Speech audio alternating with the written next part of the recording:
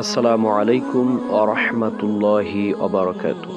প্রিয় দর্শক শ্রোতা, দেশে কিংবা বিদেশে, দূর কিংবা কাছে, আশা করি সকলেই আল্লাহর রহমতে ভালো আছেন।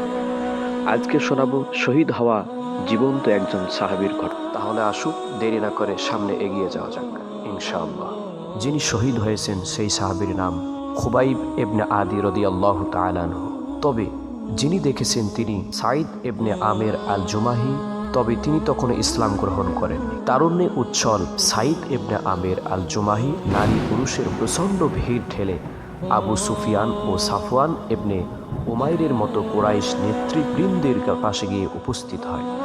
খুবাইব ইবনে আদি রাদিয়াল্লাহু তাআলা আনহুর শাহাদাতের দৃশ্য ছিল অত্যন্ত হৃদয় বিদারক ও মর্মস্পর্শী। খুবাইব রাদিয়াল্লাহু তাআলা আনহুর হাত পা শিকলে বেঁধে ফাঁসির মঞ্চের দিকে অগ্রসর হওয়ার কালে মক্কার নারী পুরুষ শিশু ও যুবকের দল তাকে ধাক্কা দিতে ফাঁসির মঞ্চে নিয়ে যেতে থাকে। উপস্থিত নির্মম জনতা করতালি দিয়ে এই হত্যাকাণ্ডে উৎসাহ দিচ্ছিল।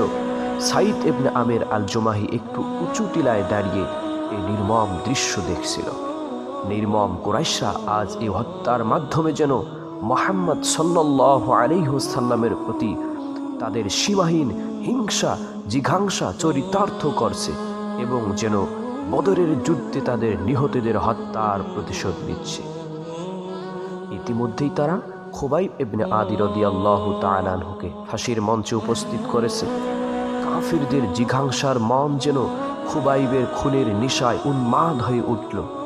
চারদিকে শুধু কাফিররা তুমুল হর্ষধ্বনি দিয়ে হিংস্র ও বর্বর উল্লাসে ফেটে পড়ল।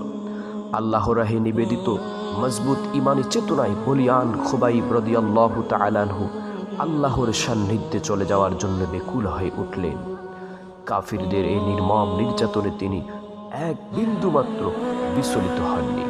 প্রচণ্ড শোরগোলের মাঝে হঠাৎ সাঈদ ইবনে আমের আল জুমাহি শুনল যে খুবাইব রাদিয়াল্লাহু তাআলা আনহুর কণ্ঠ থেকে একটি শান্ত ও ধীরস্থির খোদাই শক্তিতে বলিয়ান এক তেজদীপ্ত আওয়াজ বের হলো।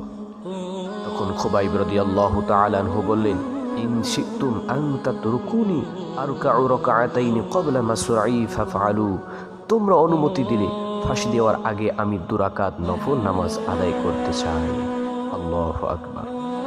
সাঈদ এই আওয়াজ শোনা মাত্রই প্রবল আগ্রহে ফাঁসির মঞ্চের দিকে তাকালো এবং দেখতে পেল খুবাইব রাদিয়াল্লাহু তাআলা আনহু কিবলামুখী হয়ে 2 রাকাত নামাজ আদায় করছে।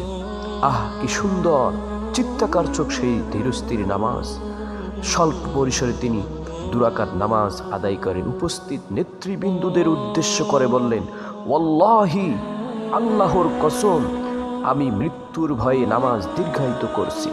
তোমরা এই ধারণা করবে বলে মনে না হলে আমি আমার নামাজ আরো দীর্ঘ করে পড়তাম। খুবাইবের এই সাক্ষ্য দেওয়ার পর প্রতিপক্ষ কি আরো ঠিক থাকতে পারে?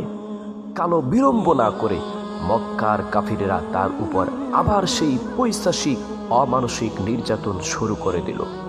মানুষ তো দূরের কথা, একটি নির্বোধ পশুকেও কোনো নির্মম পাষণ্ড জীবিত অবস্থায় তার দেহ থেকে প্রতিটি অঙ্গ প্রত্যঙ্গ একের পর এক কেটে কেটে বিচ্ছিন্ন করার মতো নির্মমতা প্রদর্শন করতে সাহস পাবে না। অথচ তৎকালীন মানুষরূপী সেই ইসলামের দুশমনরা জীবিত অবস্থায় খুবাইব রাদিয়াল্লাহু তাআলা আনহুর শরীর থেকে তার অঙ্গ প্রত্যঙ্গগুলো একের পর এক কেটে কেটে বিচ্ছিন্ন করতে থাকে আর রাসূল সাল্লাল্লাহু আলাইহি ওয়াসাল্লামের বিরুদ্ধে স্বীকারোক্তি আদায়ের জন্য বলতে থাকে, তুমি কি রাজি আছো যদি তোমাকে ছেড়ে দিয়ে তোমার এই উপস্থিতিতে তোমার পরিবর্তে মুহাম্মদকে হত্যা করি?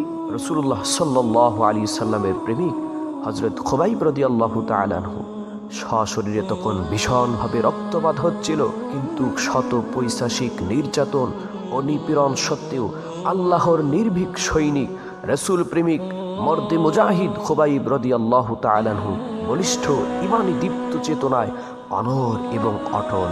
তিনি বলিষ্ঠ কণ্ঠে উত্তর দিলেন, আল্লাহর শপথ, মুহাম্মদ সাল্লাল্লাহু আলাইহি ওয়াসাল্লামকে হত্যার বিনিময়ে আমি মুক্তি পেয়ে আমার পরিবার পরিজনের নিকট নিরাপদে ফিরে যাওয়া তো দূরের কথা, পথে হেঁটে যেতে তার পায়ে একটি কাঁটার আঁচড় লাগুক আমি তা সহ্য করতে পারবো না। মুনাফিকি জীবন থেকে শহীদি মৃত্যু আমার কাছে অনেক উত্তম। আল্লাহু আকবার। এই দর্দহীন কণ্ঠস্বর শুনে আগুনে ঘি ঢেলে দিলে যেমন আগুন উচ্ছৃঙ্খল হয়ে পড়ে, তেমনই যেন কাফিরেরা ক্রোধে উন্মাদ হয়ে উঠল এবং চিৎকার বলতে শুরু করলো, তাকে হত্যা করে ফেলো, তাকে হত্যা করে ফেলো। সাথে সাথে কালো বিলম্ব না করে দণ্ডায়মান জান্নাতের পথযাত্রী খুবাইব রাদিয়াল্লাহু তাআলা আনহুর উপর হিংস্র হায়নার মতো সদল বলে ঝাঁপিয়ে পড়ল কাফিররা। তীর বর্ষার খঞ্জনের আঘাতে তারা তার গোটা দেহকেও ক্ষত বিক্ষত করে ফেলল। এদিকে আল্লাহর পথের যাত্রী খুবাইব রাদিয়াল্লাহু তাআলা আনহু আকাশের দিকে তাকিয়ে তাকিয়ে দীপ্ত কণ্ঠে কালিমায়ে শাহাদাত উচ্চারণ করেন এবং ফাঁকে ফাঁকে বলছেন, হে আল্লাহ, তুমি এদের দেখে রেখো, এদের শক্তি ও প্রতিপত্তিকে ধ্বংস করে দাও, কাউকে ক্ষমা করো না, এক এক করে এদের সবাইকে শেষ করো। এ কথাগুলো বলতে বলতে তিনি শাহাদাতের পাক পেয়ালা পান করে মহান প্রভুর দরবারে চলে গেলেন। প্রিয় বন্ধুরা, এই ঘটনা শুনে আপনারা কি শিক্ষা পেলেন তা মতামত কমেন্ট বক্সে জানিয়ে দেবেন ইনশাআল্লাহ। এবং ইসলামিক ইতিহাস, সাহাবা, নবী সাল্লাল্লাহু আলাইহি ওয়াসাল্লাম, কোরআনের তরজমা আরও ইত্যাদি আপনাদের কি জানার প্রয়োজন ইনশাআল্লাহ জানাবেন। আমরা সামনে আরও এরকম ভিডিও দেওয়ার চেষ্টা করব।